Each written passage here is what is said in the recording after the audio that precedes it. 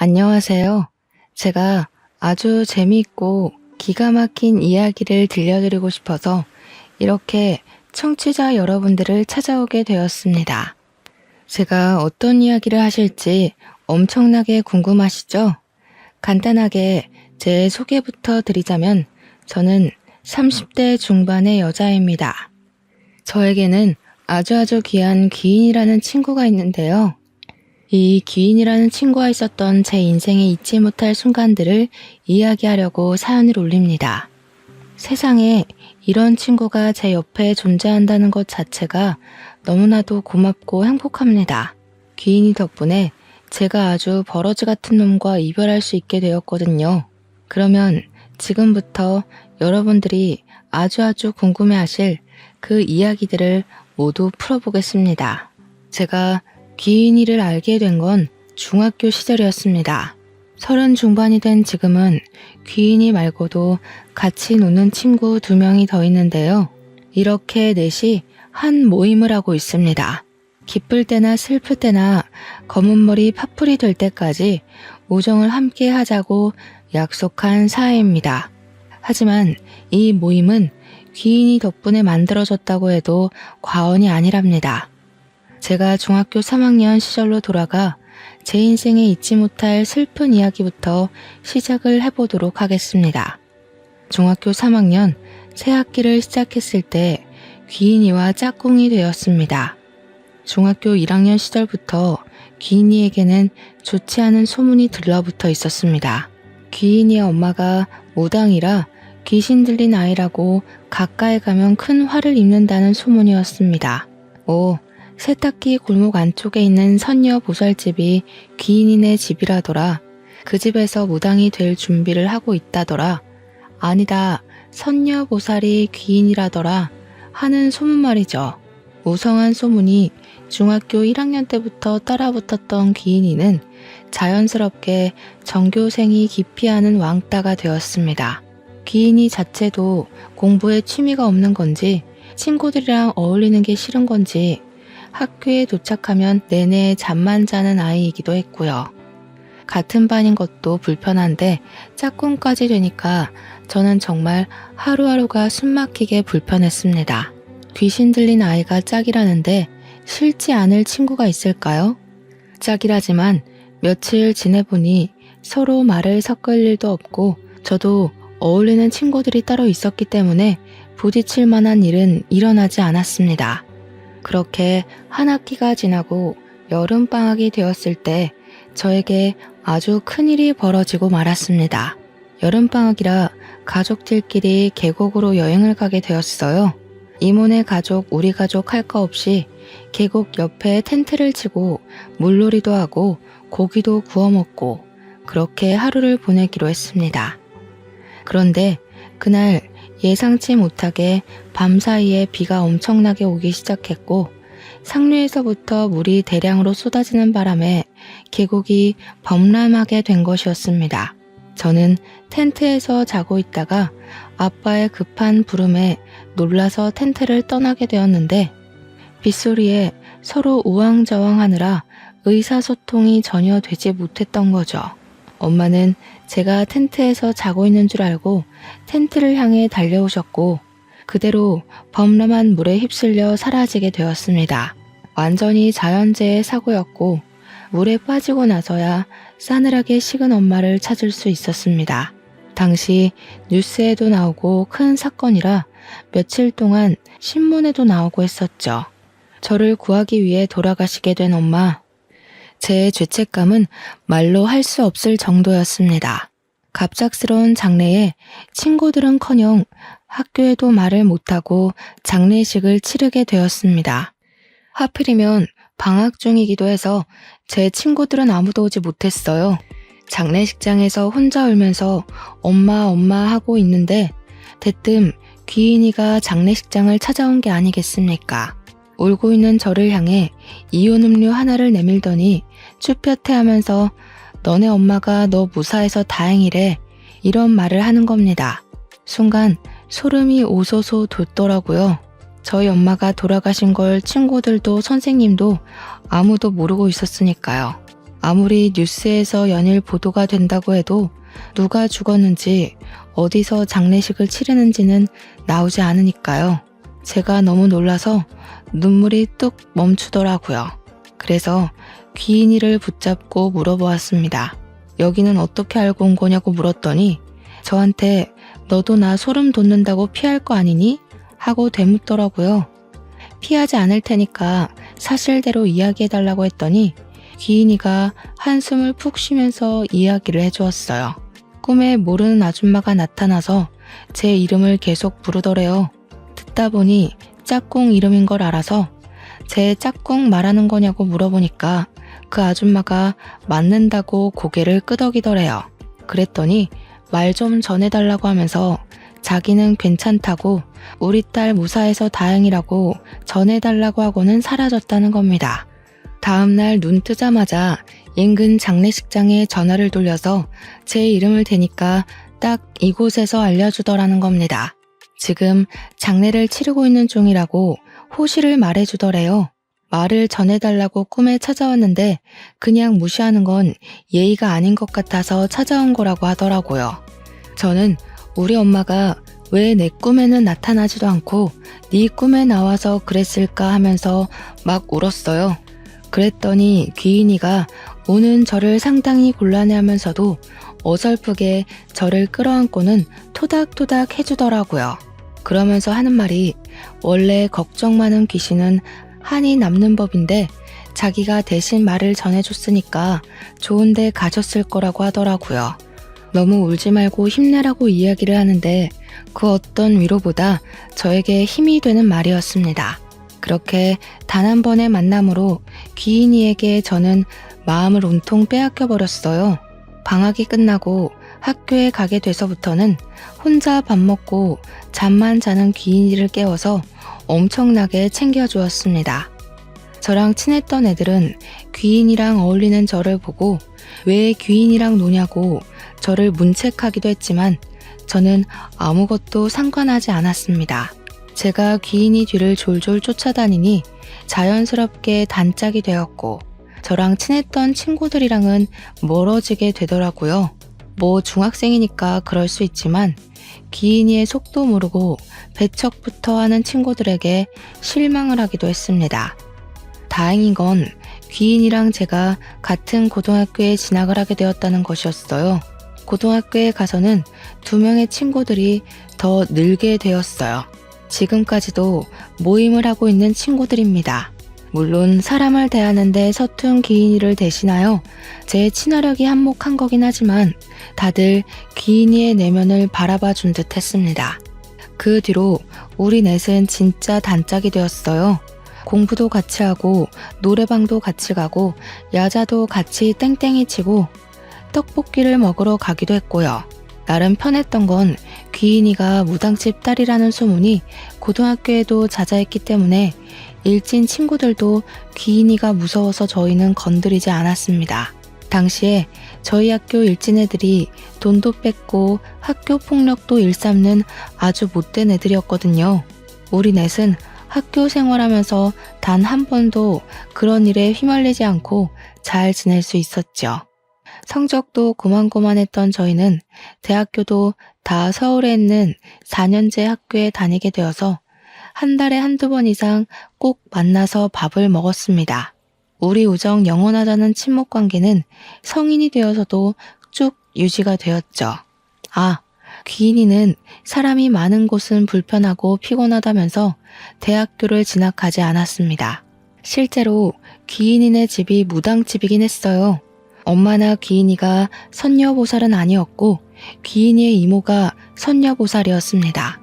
저에게 은근슬쩍 대학교에 가면 성적 비관으로 죽은 귀신들이 많다면서 골치가 아프다고 하는데 그런 말 할 때는 친구지만 소름 돋더라고요. 제가 특히나 귀신을 좀 무서워하는 성격이었거든요. 물론 우리 넷이 친한 것과는 별개로 친구들의 부모님은 귀인이를 별로 좋아하지 않았습니다. 저야 뭐 우리 엄마 장례식장에 귀인이가 찾아왔을 때 아버지도 같이 있었고 우리 엄마가 전해달랬던 말을 듣고 아버지도 오열을 하셨었기 때문에 아버지는 귀인이를 정말 귀한 대접 받아야 하는 사람이라며 참 좋아하시긴 했지만 다른 친구들네 부모님은 아니었어요. 무당집 애라고 온 동네에 소문이 자자한 친구인데 고등학교 때 친했으면 그걸로 끝이지 뭘 대학까지 가서 만나나 이런 소리를 하셨죠. 친구였던 민지와 은영이는 그런 부모님이 고리타분하다고 했지만 귀인이를 별 대수롭지 않게 그러실 수 있지 하고 넘어가더라고요. 두 번째 사연은 민지가 대학교 MT를 가기로 한 날 벌어졌습니다. 민지가 대학교에서 MT를 가기로 한 날 아침 일찍 준비를 하고 있는데 대뜸 귀인이가 찾아왔더래요. 집에 들어서자마자 민지한테 너 MT 가지마 하더래요.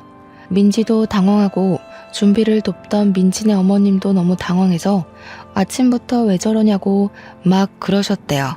민지는 지금 나가야 아슬아슬하게 도착할 거라며 귀인이 보고 빨리 집에 가라고 이야기를 했는데 민지네 어머님은 순간 찝찝하셨대요. 귀인이가 계속 무섭게 쳐다보면서 저 MT 가지마, 지금 가면 안 돼 이러면서 못 나가게 현관문을 막고 있었다니 얼마나 놀라셨겠어요. 거기다가 귀인이가 무당집 딸이라는 소문이 무성했으니까 민지네 어머님도 결국에는 민지를 말리게 된 거죠. 너 MT 가지 말라고. 갑자기 어머님이 말리기 시작하니까 민지는 발만 동동 굴렀다고 하더라고요. MT 가면 밤새 술 먹고 놀 생각에 신이 잔뜩 나 있는데 아침부터 이게 무슨 일인가 싶어서 막 애원을 했대요. 민지는 귀인이한테 도대체 자기한테 왜 그러느냐며 실랑이를 벌인 거죠. 그랬더니 귀인이가 대뜸 민지네 어머님한테 아줌마 운전할 줄 아세요? 하고 물어보더래요. 귀인이 표정이 살벌하기도 하고 영 찜찜한 애라고 생각이 들었는지 완전 쫄아서 할 줄 안다고 대답하셨대요. 그러니까 귀인이가 애가 정 가고 싶다고 하니까 2시간 뒤에 아줌마 차 타고 같이 가죠.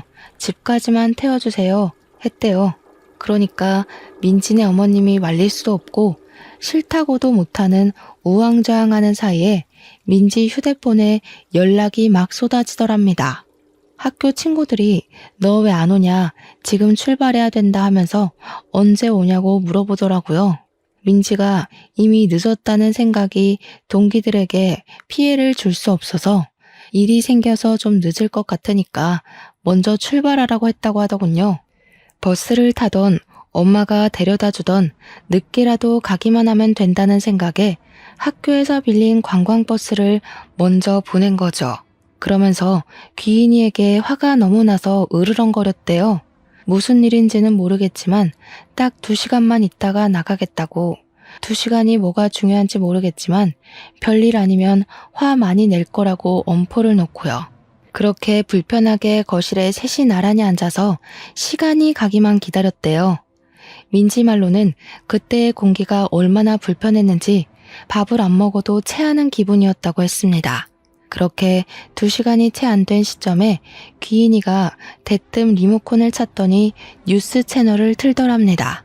민지네 어머님은 기가 막혀서 아무 말도 못하고 귀인이를 쳐다보고 민지도 어이가 없어서 가만히 있었대요.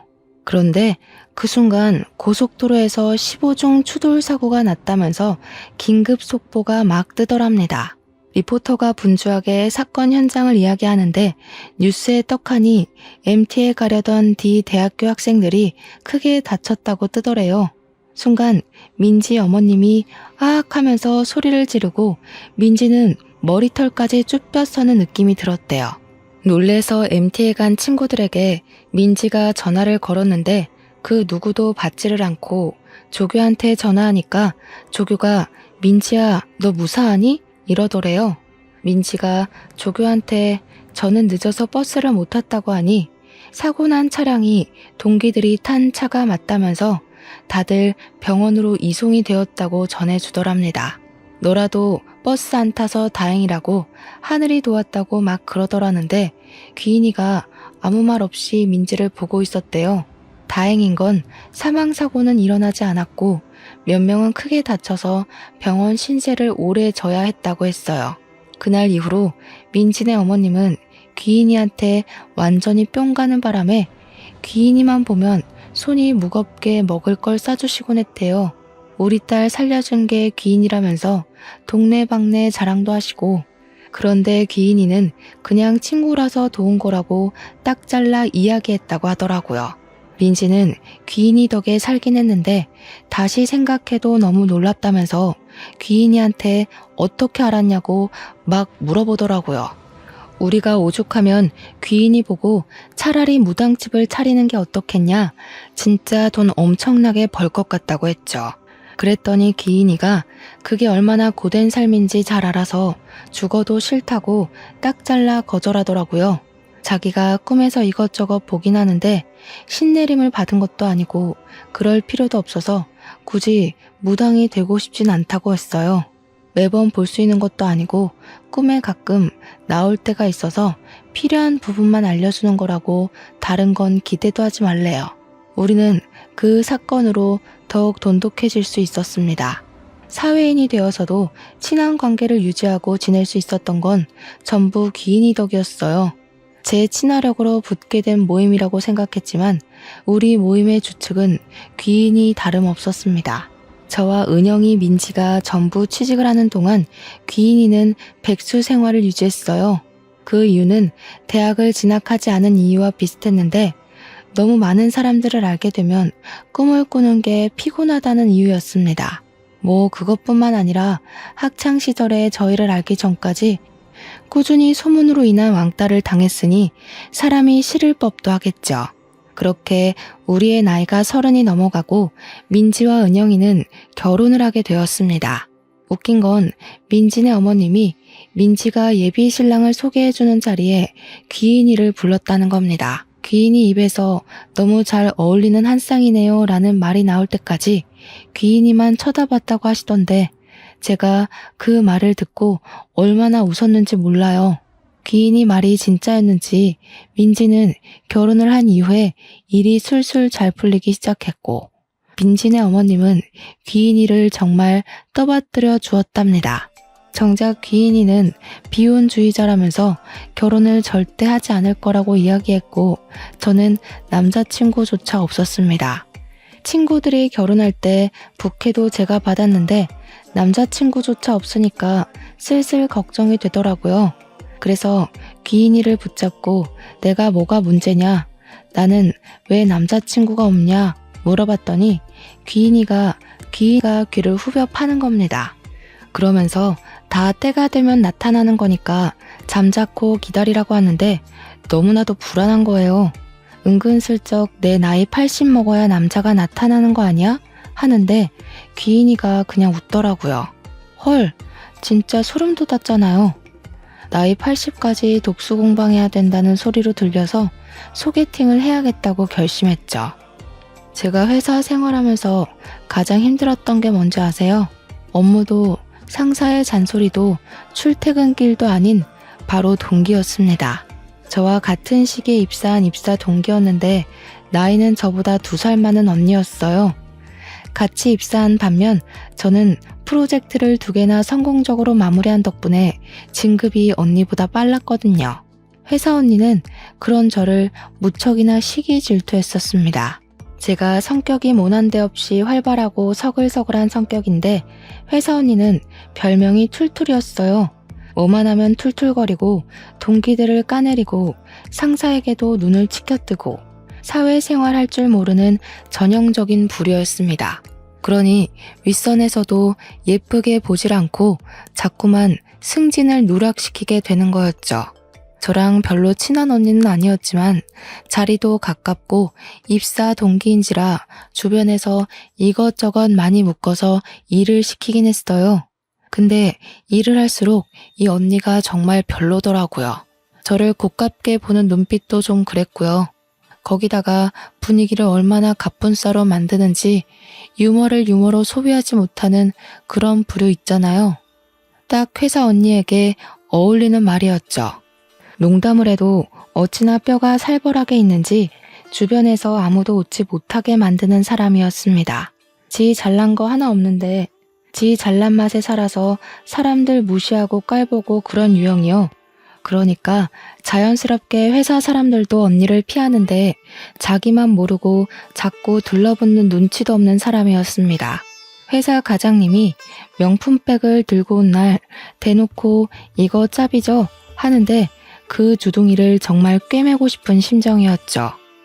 그런 언니가 저에게 소개팅 제안을 해온 겁니다. 처음에는 당연히 거절부터 했습니다. 그냥 저 한번 엿먹으려고 그런가 싶어서 죽어도 싫다고 했어요. 그런 거 있잖아요. 소개팅을 했는데 대머리가 나왔다. 팔이 한쪽 없더라 하는 이야기요. 딱 제 이야기가 될 것 같아서 웃는 낯으로 거절을 했는데 이 언니가 며칠을 붙잡고 이야기를 하는 거예요. 너무너무 괜찮은 사람인데 한 번만 만나보라고요. 그래서 저도 똑같이 말했어요. 너무너무 괜찮은 사람이면 대리님이 만나지 왜 절 소개해 주냐고요. 그러니까 저한테 자긴 남자친구가 있다면서 회사에서 유일하게 친한 동생이니까 소개해 주는 거래요. 누가 누구랑 친하다는 건지 하하. 그러더니 저한테는 상의도 없이 제 휴대폰 번호를 넘겼더라고요. 이미 휴대폰 번호까지 넘어간 거 한번 딱 만나고 거절해야겠다 싶어서 알겠다고 했습니다. 어차피 만남을 이어가는 건 서로의 몫이지 언니가 참견할 만한 건 아니니까요. 약속을 잡고 만났는데 아니 정말 예상 밖으로 너무 멀끔하고 괜찮은 사람이 앉아있는 게 아니겠어요? 옷은 생긴 게 한쪽 쌍꺼풀만 있고 가마도 쌍가마라서 미신을 믿는 저에게는 좀 걸리는 부분이긴 했지만 너무너무 괜찮은 사람이었습니다. 배려심도 좋고 말도 유머 있게 하는데 생긴 것까지 진하게 생겨서 호감형 얼굴이고 키까지 컸어요. 더군다나 대기업에 다닌다고 하니까 두 번 볼 것도 없는 최고의 신랑감으로 느껴진 거죠. 그때는 살짝 의문이 들긴 했습니다. 회사 언니는 왜 이런 로또를 저에게 소개해 준 걸까 하는 의심이죠. 하지만 그것도 잠깐. 결국 동기 언니에게 고맙다고 인사를 할 정도로 괜찮은 사람이라는 걸 알고 나서부터는 저는 그 남자에게 푹 빠지게 되었습니다. 한 번 만남이 두 번이 되고 두 번이 다섯 번이 되고 그렇게 시간이 갈수록 이 남자는 저와 천생연분이라는 생각이 들었습니다. 그래서 셀 수 없이 만남을 지속했을 무렵 저는 그 남자와 연애를 하기 시작했어요. 데이트를 할 때마다 조수석 차 문을 열어주고 안전벨트를 매주는 그런 세심한 남자였죠. 제가 지나가는 말로 와 귤이 나올 때가 됐네. 벌써 귤 먹고 싶다 하니까 집으로 귤을 박스로 배송해주는 그런 남자였어요. 보석이나 가방같이 큰 걸 챙겨주진 않아도 일상에서 소소하게 제가 한 말을 기억했다가 하나하나 챙겨주는 남자요.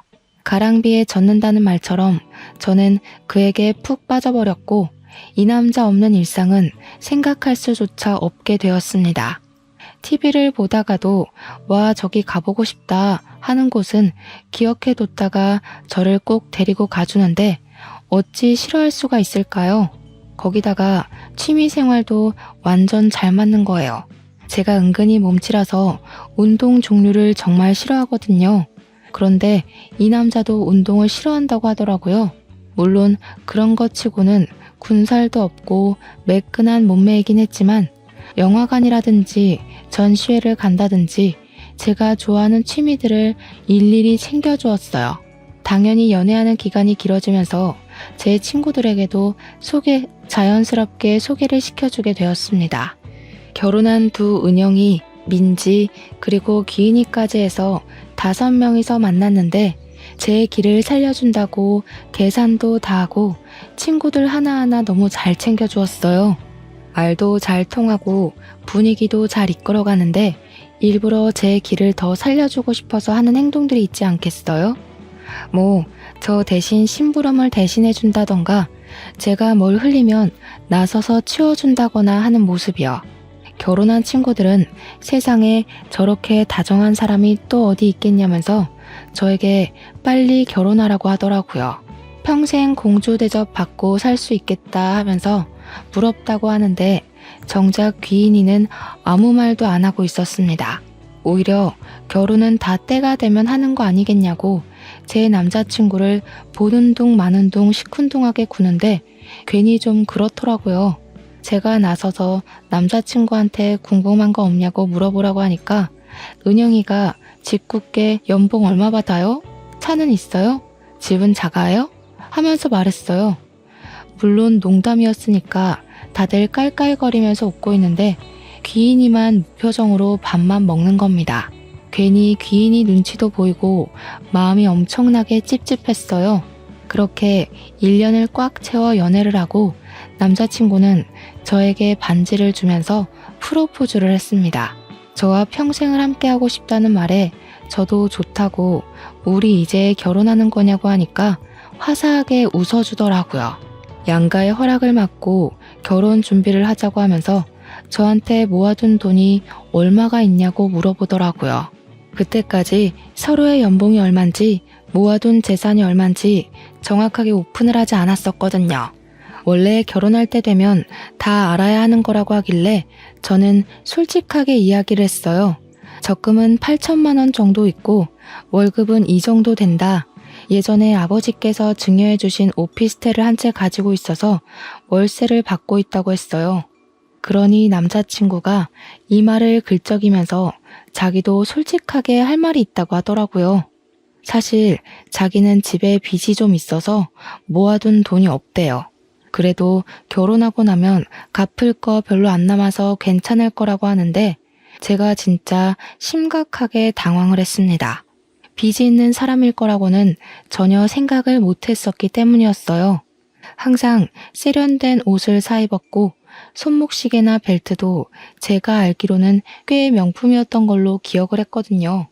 거기다가 대기업도 다니고 하니까 못해도 1억은 모았을 거라고 생각했죠. 제가 다니는 기업이 중견기업인데 모은 돈이 8천만 원이었으니까요. 물론 제가 가진 오피스텔이 위치가 좋아서 월세가 쏠쏠하기도 했지만 빚은 상상도 못했던 일이었죠. 제가 당황해하자 남자친구는 저를 설득하기 시작했습니다. 8천만 원 모은 돈에 오피스텔로 담보대출을 받아서 전셋집도 구하고 식도 올리자는 거예요. 그래서 저는 놀래서 자기는 얼마가 있는 거냐고 다 내 돈으로 해야 하냐고 물어보았더니 남자친구가 별일 아니라는 듯이 이야기를 하는 겁니다. 어차피 결혼해서 애라도 낳게 되면 육아휴직도 해야 하고 자기 월급으로 생활해야 하는 거 아니냐고요. 나중에 다 자기가 번 돈으로 노후 생활을 하게 될 건데 빡빡하게 너 돈 내 돈 갈라치기 해야 되냐고 하더라고요. 근데 또 듣고 보니까 틀린 말도 아닌 것 같았습니다. 그때라도 발에 땀나게 도망을 갔어야 했는데 제가 설득이 되고 만 거죠. 그 뒤로부터는 순조롭게 결혼식 준비가 진행되는 듯 했습니다. 예비 신랑의 집에 인사를 드리러 가기 전까지는 그렇게 생각을 했죠. 저를 딱 보자마자 거두절미하고 이야기를 하시겠다 하면서 저한테 얼마를 버냐고 물어보시더라고요. 오피스텔에서 받는 월세를 제외하고 280만 원 번다고 이야기를 했더니 앞으로 자기에게 매달 용돈을 얼마씩 줄 거냐고 물어보시는 겁니다. 아주 뻔뻔하게 들어서 알겠는지 모르겠지만 우리 집이 빚이 좀 있는데 그거 다 갚아주고 결혼하라고 하는 거였어요. 저는 너무 당황스러워서 거기서 아무 말도 못하고 바보 천지처럼 어버버 거렸습니다. 누구라도 첫 인사를 드리러 가는 날 그런 소리를 듣는다면 저처럼 반응을 할 거예요. 그런데 제 편을 들어줄 거라 생각했던 예비 신랑이 엄마 알아서 다 할 테니까 너무 걱정하지 마세요 하는 게 아니겠습니까? 그러더니 예비 시모가 저한테 아주 쐐기를 박았습니다. 나는 우리 아들이랑 살아보고 혼인신고는 나중에 했으면 좋겠다는 마음이 있네. 결혼식은 최대한 간단하게 했으면 좋겠고. 그게 무슨 말씀이세요? 우리 아들이랑 1년도 못 살고 이혼할 수도 있지 않겠니? 그러니까 살아보고 혼인신고를 해. 애 생기고 나서 혼인신고해도 늦은 거 아니라고 생각한다. 내가 좀 깨어있는 사람이거든. 그리고 결혼식은 막 성대하게 하는 거 내가 정신 사나워서 싫다. 요즘 스몰 웨딩?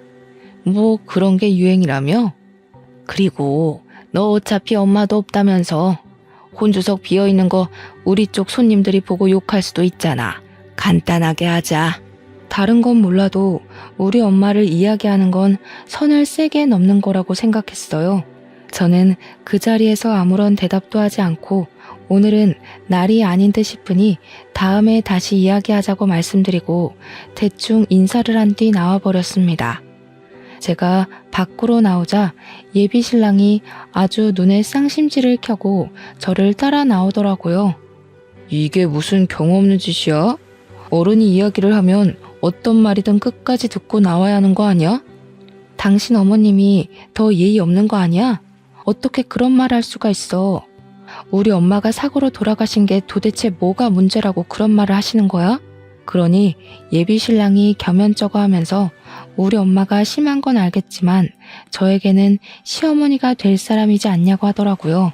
자기가 잘 말해둘 테니까 다음번에 만날 때는 사과부터 하라고 하는 겁니다.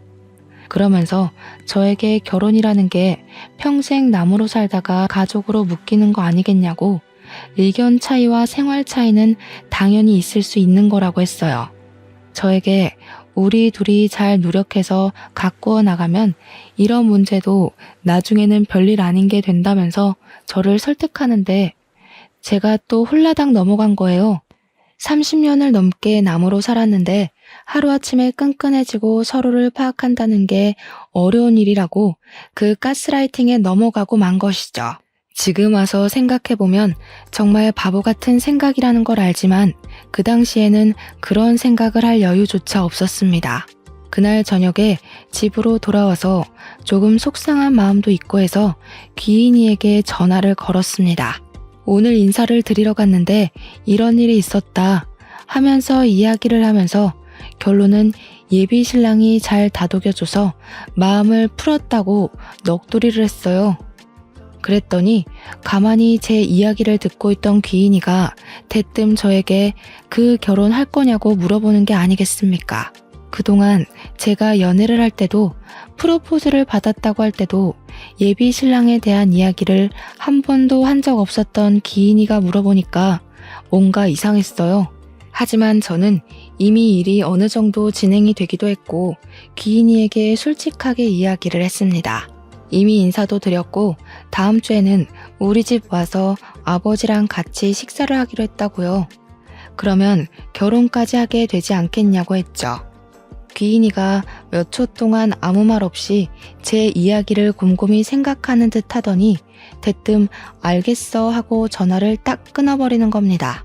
저는 정말 그게 더 찜찜하고 이상한 거예요. 왜 아무 소리도 안 하나 싶고요. 예비 신랑과 평소에 다름없는 일주일을 보냈고 드디어 저희 아버지와 함께 식사를 하는 날이 찾아왔습니다. 아버지께 남자를 처음 소개해드리는 자리이다 보니 평소와 달리 너무나도 긴장이 되더라고요. 혹시라도 아버지께서 싫어하시면 어쩌지 하는 마음이 들면서도 제가 선택한 사람이니 좋아해 주실 거라고 굳게 믿었습니다. 약속 장소 앞에서 예비 신랑과 만나 같이 손을 잡고 식당에 들어가서 안내받은 룸으로 들어갔는데 귀인이가 저희 아버지 옆에 딱 붙어 앉아 있는 게 아니겠습니까? 저는 너무 놀라서 뭐야? 하고 물어보았습니다. 너 여기에 왜 있어? 하니까 귀인이가 아무렇지 않게 아버지가 같이 밥 먹자고 부르셔서 왔어. 이러더라고요. 예비 신랑의 얼굴은 좋지 않아 보였지만 아버지께서 귀인이를 보면서 끄덕이시더라고요. 내가 같이 밥 먹자고 불렀다. 우리 가족이나 다름없는 귀한 친구이니만큼 같이 보는 게 좋을 것 같아서 그랬어. 하시는데 예비 신랑도 더 말을 못했죠. 경우 없다고 생각하면서도 예비 장인어른의 말에 토를 달아 굳이 점수를 깎이고 싶지 않았던 거였을 거예요. 식사가 나오고 본격적으로 밥을 먹으면서 이야기를 하려고 했는데 아버지께서 일단 밥부터 먹고 이야기를 하자고 하셨습니다. 우리 딸 일하느라 고생했는데 든든히 밥은 먹어야 하지 않겠냐고 하시는데 예비 신랑도 끄덕이면서 맞장구를 치더라고요. 제가 밥을 먹는 동안 예비 신랑이 제 밥그릇 위에 생선살을 발라 놓아주고 갈비를 놓아주고 하는데 우리 아버지는 묵묵히 밥만 드시더군요. 평소 같으면 우리 딸한테 잘하는 남자라고 칭찬을 해주실 법도 한데 너무 싸늘하게 식사만 하시니까 기분이 별로였어요. 집에 가서 아버지께 투정이라도 부려야겠다 싶어서 일단 식사에 집중을 하고 어느 정도 다들 배가 부르자 전통차를 내어주시더라고요. 그래서 차를 마시면서 본격적인 결혼 이야기를 꺼내려고 물꼬를 틀었습니다. 그러자 귀인이가 대뜸 예비 신랑을 보면서 의미심장한 얼굴로 이야기를 하더라고요. 7년 전에 큰일을 한번 겪으셨네요. 무슨 일이 있었는지 그쪽 입으로 듣고 싶은데. 저는 무슨 말인가 싶어서 귀인이를 쳐다보다가 예비 신랑의 얼굴을 바라보았어요. 그러자 예비 신랑의 얼굴이 진짜 볼품없이 썩어 들어가는 겁니다. 저는 이게 다 무슨 소리인가 싶어서 예비 신랑을 향해 물어보았습니다. 7년 전? 왜?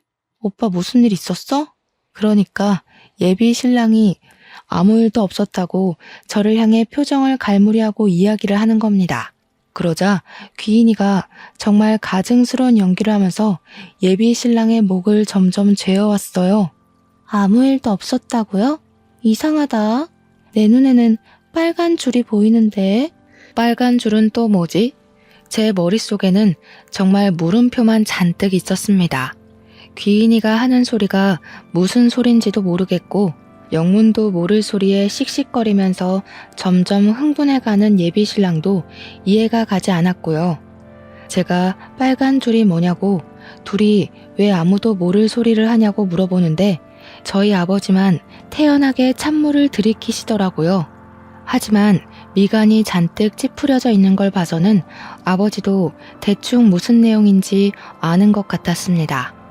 저만 아무것도 모르고 있는 상황이라 점점 기분이 나빠지기 시작했어요. 귀인이가 계속해서 7년 전 이야기를 꺼내자 예비 신랑이 벌떡 일어나서 저를 향해 소리를 쳤습니다. 뭐 이런 게 다 있어? 너 뭐야? 너 지금 다 알고 이러는 거야? 너 내 뒷조사를 했어? 이게 얌전한 줄 알았는데 아주 엉큼한 계집애였네. 다 알면서 지금까지 모른 척하면서 속이고 나를 가지고 장난을 쳐. 너 정체가 뭐냐고. 저는 저렇게 소리를 지르는 예비 신랑도 처음 봤고 아무것도 모르는 저한테 화를 내니까 어이가 없었습니다. 이게 다 무슨 개소린가 싶어서 말을 해달라는 표정으로 귀인이를 쳐다보니까 정말 평소에 볼 수 없는 눈빛을 하고 귀인이가 호통을 쳤습니다. 이모가 선녀보살이라더니 귀인이가 꼭 선녀보살이 된 것 같은 모습이었어요. 어디 앞길 창창한 애들을 꼬셔다가 죄다 폐인을 만들어 놔?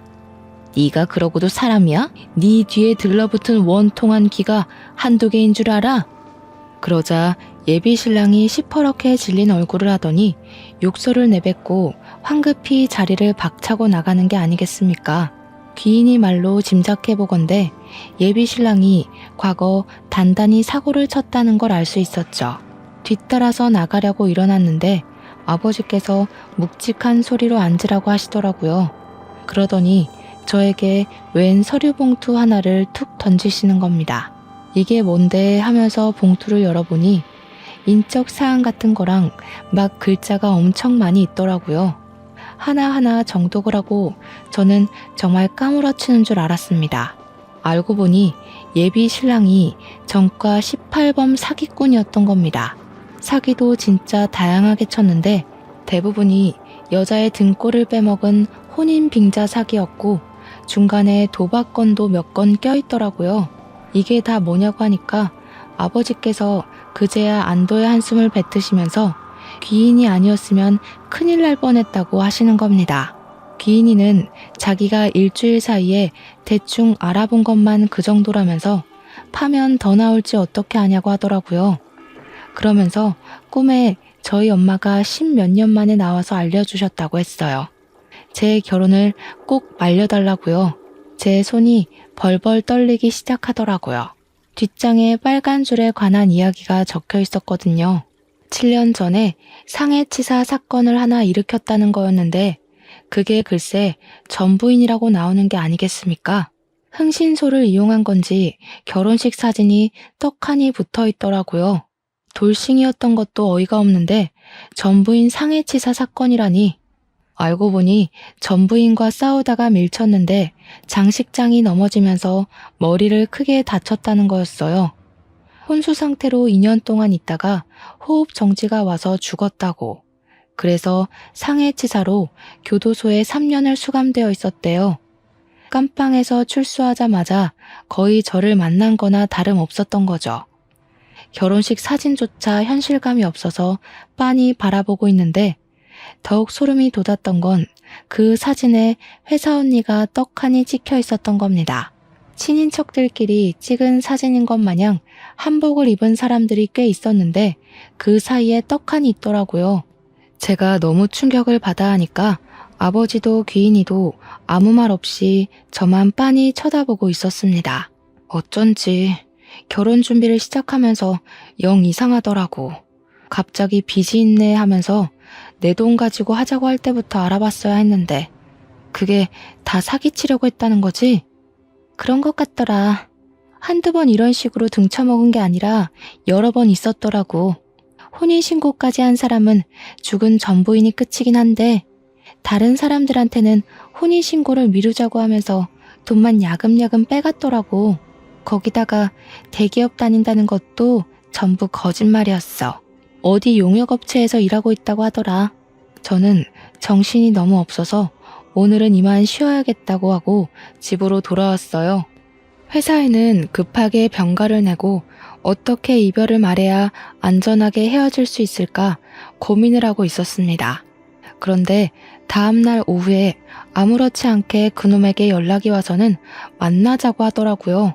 고민했지만 사람이 많은 카페에서 만나기로 약속을 하고 나갔습니다. 그런데 저한테 뭐라고 하는 줄 아세요? 저보고 귀인이랑 연락을 끊고 사과를 하면 받아주겠대요. 저도 순간 울컥해서 말이 곱게 안 나오더라고요. 미친놈이냐고 막 쏘아붙였습니다. 미친놈 아냐? 너 내 회사 동기인 그 언니랑 친척지간이니? 일부러 나 사기당하라고 그 사람 소개해줬다는 거 아니야 지금. 그럼 너 결혼했던 것도 전부 나한테 숨긴 게 맞는다는 거지? 그러니까 그놈이 무척이나 당황해하면서 친척은 맞고 사기를 치려고 했던 게 아니라 진심으로 소개받고 싶어서 그런 거다 하면서 변명을 하더라고요. 오해가 있다면서 결혼을 하긴 했지만 그게 하려고 한 게 아니라 이러면서 앞뒤가 안 맞는 말을 하길래 오해는 무슨 오해냐고 결혼식 사진 다 봤다고 했어요. 아무리 사고라고 하지만 전부인을 식물인간으로 만들었다며? 사고 2년 뒤에 사망까지 했다며? 그러니까 자기는 다 죗값 치르고 왔고 문제될 게 없다고 하더라고요.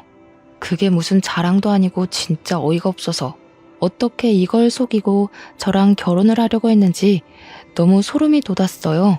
그래서 너네 엄마가 혼인신고 바로 하지 말라고 한 거구나? 애가 생기면 하라는 게 빼도 박도 못하는 시기가 됐을 때 혼인신고를 시키려고 한 거였어. 내가 모은 돈에 오피스텔까지 헤쳐먹고 버리려고 한 거야? 그러니까 그제야 욕을 나지막히 내뱉으면서 고개를 돌리더군요. 아니 왜 욕지랄이야. 누구는 욕 못해서 안 하는 줄 알아? 이 후레자식이야? 야, 보는 눈이 많아서 내가 여기까지만 하는 줄 알아.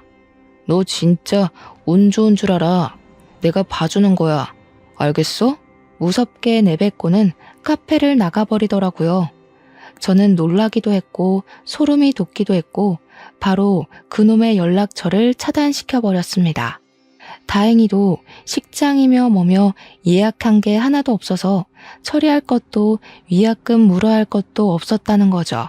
그날 저녁에 제가 차단을 한 걸 알았는지 다른 번호로 그동안 저한테 쓴 돈이 얼마라면서 돈을 보내라고 연락이 왔더라고요. 그래서 깔끔하게 무시해주고는 다른 번호도 차단해버렸습니다. 다음날 회사에 출근을 하니 동기 언니가 저를 쓱 쳐다보는데 안절부절 난리가 났더라고요. 아마 그 사기꾼에게 모든 이야기를 전해드린 게 아닌가 싶었습니다. 저는 일부러 탕비실에서 잠깐 이야기 좀 하자고 언니를 불렀고 사람들이 꽤 있는 탕비실에서 큰 소리로 이야기를 했습니다. 물론 말만 한 건 아니고요.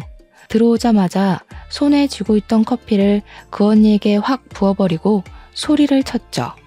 주위에 있던 회사 사람들이 전부 구경하듯이 몰려들었고 언니는 아무 말도 못하고 부들부들 떨고 있었어요. 언니, 아무리 제가 밉고 싫어도 그렇지 어떻게 사기꾼을 저한테 소개해 줄 수가 있어요? 동기라고 챙겨주는 건 줄 알았더니 언니네 집안에 정가 18범 사기꾼을 저한테 붙여요.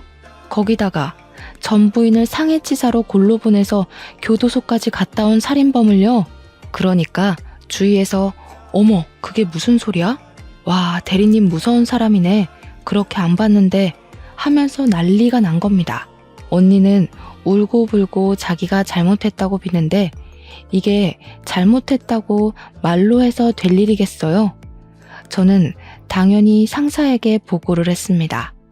주변 사람들 모두가 언니에게 손가락질을 하고 소문도 회사에 번지고 번졌으니 회사에서도 골칫덩어리가 된 거죠. 그동안 별로 좋지 않았던 회사 내 태도를 문제 삼아 결국 언니는 퇴사 처리가 되고 말았습니다.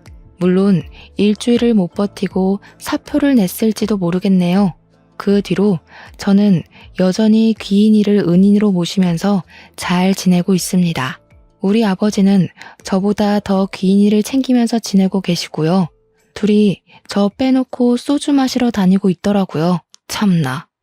그래도 귀인이 덕에 고마운 일이 많아서 저는 너무 감사할 따름입니다. 귀인이가 저한테 슬쩍 다 때가 있으니까 조용히 기다리라고 삶이 흘러가는 대로 살면 좋은 인연이 나타날 거라고 하더라고요. 언제 만날지 모를 그 인연을 기다리면서 저는 오늘의 삶을 충실하게 살고 있답니다. 이런 저의 사연 어떠셨나요? 긴 사연 들어주신 여러분 감사합니다.